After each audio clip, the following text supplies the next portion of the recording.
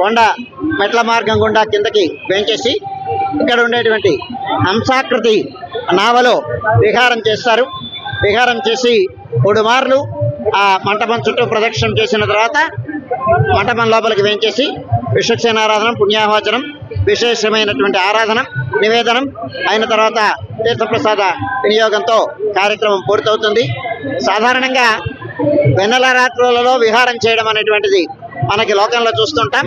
కానీ ఇక్కడ ఉండేటువంటిది అంటే ఈ తటాకం అజ్ఞానం సంసారమైనటువంటి ఒక తటాకం. ఆ తటాకాన్ని దాటాలంటే పరమాత్మ యొక్క అనుగ్రహం పరిపూర్ణంగా ఉండాలి. అంచేత విష్ణుపోతమని విష్ణువు అనేటువంటి నావని పట్టుకుంటే మనం ఈ సంసార బంధాన్ని, సాగరాన్ని దాటి స్వామి అనుగ్రహానికి పాత్రం కావచ్చు అనేటువంటి సందేశాన్ని ఇవ్వడం కోసం ఈ ఉత్సవాన్ని మనం జరిపించుకుంటాం. వేణుగోపాల అలంకారంతో స్వామివారు వేంచేస్తారు. అయిన తర్వాత ఆ సర్వజన మనోరంజన వాహనం పైన రామ తిరువీధిని జరుపుకొని కొండ మెట్ల మార్గం గుండా కొండపైకి వెళ్ళి రాత్రి ఆరాధన జరుపుకుంటారు. ఈ వేణుగోపాల అలంకారంతో హంస వాహనం పైన ఉండేటువంటి నావ పైన ఉండేటువంటి స్వామిని సేవించి భక్తులందరూ చతుర్విధ పురుషార్థాలని పొంది భగవంతుని అనుగ్రహం వలన ఆయన అనే శరణి జొచ్చుతూ స్వామి అనుగ్రహానికి పాత్రం కావాలి అని ఆశీస్తున్నాను. అమావాస్య ప్రత్యేక చెప్పండి.